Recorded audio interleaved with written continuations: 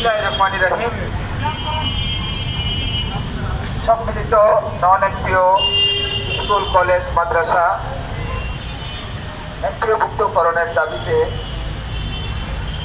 আপনাদের দীর্ঘ অনশনের তিনি প্রধান সমন্বয়কের দায়িত্ব পালন করছেন। তিনি আমাদের রাজনৈতিক রাজপথের সহযোদ্ধা,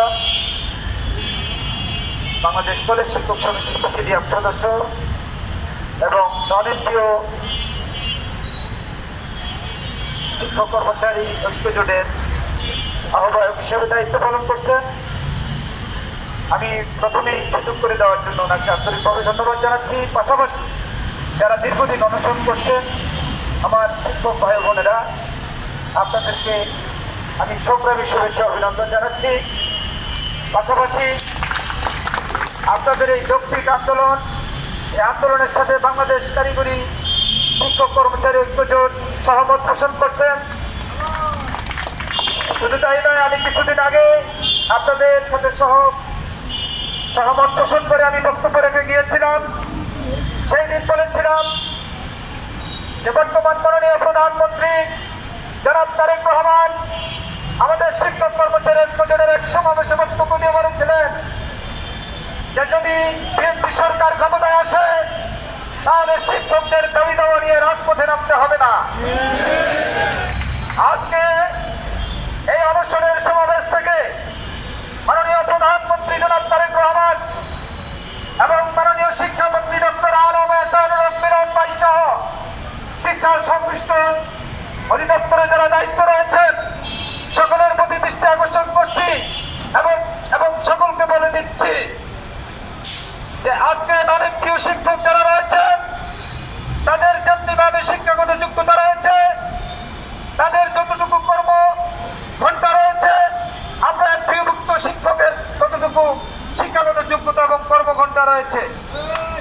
শুধু তাই নয়, যারা সরকারি স্কুল কলেজ মাদ্রাসা রয়েছেন যাদের জাতীয়করণ হয়েছে তাদেরও সেম যোগ্যতা রয়েছে এবং তাদেরও সমান কর্মঘণ্টা বাইন্ডিং করা আছে।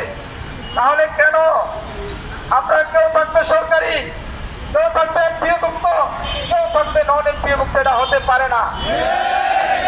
আমরা আজকের এই সমাবেশ থেকে আমি বাংলাদেশ কারিগরি শিক্ষক কর্মচারী ঐক্য জোটের পক্ষ থেকে বলতে চাই, অনতিবিলম্বে এই সকল প্রতিষ্ঠান স্কুল কলেজ মাদ্রাসা স্বীকৃতিপ্রাপ্ত সকল নন এনপিও প্রতিষ্ঠানকে অবিলম্বে এনপিওভুক্ত করা হোক।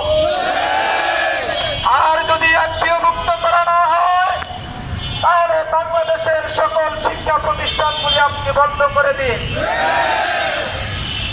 আর আরেকটি কথা বলতে চাই, আপনি বলেছিলেন শিক্ষকরা দাবি আদায়ের জন্য রাস্তায় নামবে না।